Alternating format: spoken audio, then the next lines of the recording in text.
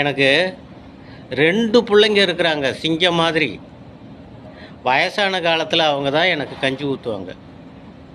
அப்படின்றதெல்லாம் சும்மா கதைங்க. 2 புள்ளைங்க சிங்கம் மாரி இருக்கிறாங்க. சிங்கம் மாரி கர்ஜித்து, நான் சம்பாதிச்சு வச்சிருந்த 2 வூட்ட 2 பேர் புடுங்கின்னு போயிட்டான். இப்ப நானும் என் மனைவியும் கொஞ்சம் புறம்போக்குல ஒரு குடிசை போட்டு வாழ்ந்துக்கின்னுக்குறோம்.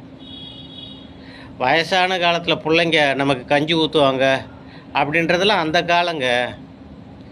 இந்த காலத்துல வயசான காலத்துல ஏதாவது நமக்கு ஒரு இருப்பு இருக்கணும்.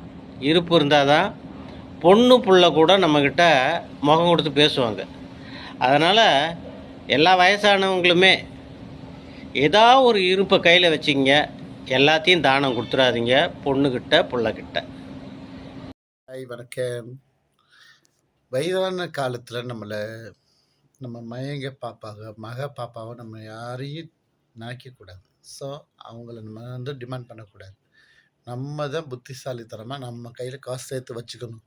சொத்தாக இருக்கணும், இல்லை பேங்கில் காசு, கோல்டு இந்த மாதிரி ஏதாவது சேவிங் பண்ணி வச்சுருக்கணும். ஸோ அப்படி இருக்கணும். ஆனால் கொடுக்கக்கூடாது. நம்மளுக்கு ரொம்ப வயசானதுக்கப்புறம் நம்மளுக்கு பார்த்துக்கிறாங்களோ அவங்களுக்கு அதை கொடுக்கணும்.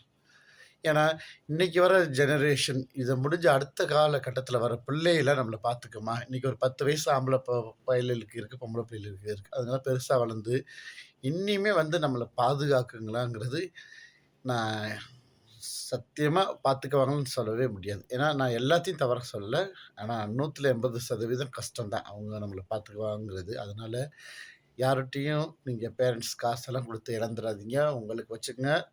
ஸோ நம்ம வாழ்க்கையில் வாழ்ந்துட்டு இருக்கும்போது ஹஸ்பண்ட் இறந்து போயிட்டாருன்னா கூட, ஸோ அடுத்தது நினச்சி பாருங்கள். பிள்ளைகளை நம்பி இருக்காதீங்க. நீங்கள் உங்களை தைரியமாக பார்த்துக்கணும். ஸோ கையில் தொழில் வச்சுக்கோங்க. இருக்கும்போதே காசு சேர்த்து வச்சுக்கணும். ரொம்ப கேர்ஃபுல்.